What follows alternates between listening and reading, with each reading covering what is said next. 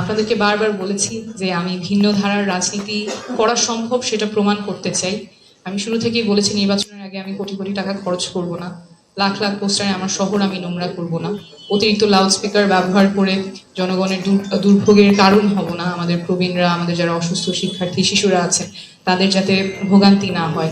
কোনো ভাড়া করার শোডাউন আমি করব না। শোডাউনের ক্ষেত্রে এটা কারোই অজানা নয়, কিছু কর্মী থাকে কিন্তু অনেক ক্ষেত্রেই ভাড়া করা মানুষ দিয়ে শোডাউনগুলো করতে হয়। এগুলো আসলে জনসেবার জন্য কতখানি আর কতখানি নিজের ক্ষমতার দাপট দেখিয়ে ভোট নেওয়ার, এটা আপনাদের কাছেই বিবেচনা থাকলো।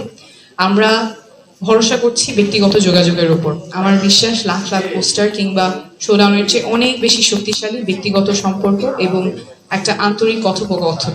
নতুন ধারার রাজনীতি নিয়ে যারা বিশ্বাস করেন, যারা আস্থা রাখেন, তারা আপনাদের প্রিয়জন 5 জনের সাথে কথা বলবেন। এলাকাবাসী যারা আছেন তারা বোঝাবেন যে নতুনভাবে রাজনীতি করা সম্ভব। এবং আমরা বিশ্বাস করি ঢাকা 9 থেকেই আমরা প্রমাণ করব অর্থ পেশি শক্তির বাইরে গিয়ে যে রাজনীতি করা সম্ভব, নির্বাচনে জিতে আসা সম্ভব, সেটা আমরা ঢাকা 9 থেকেই প্রমাণ করব। সকলকে আহ্বান থাকবে গণভোটে হ্যাঁ এর পক্ষে ভোট দিতে।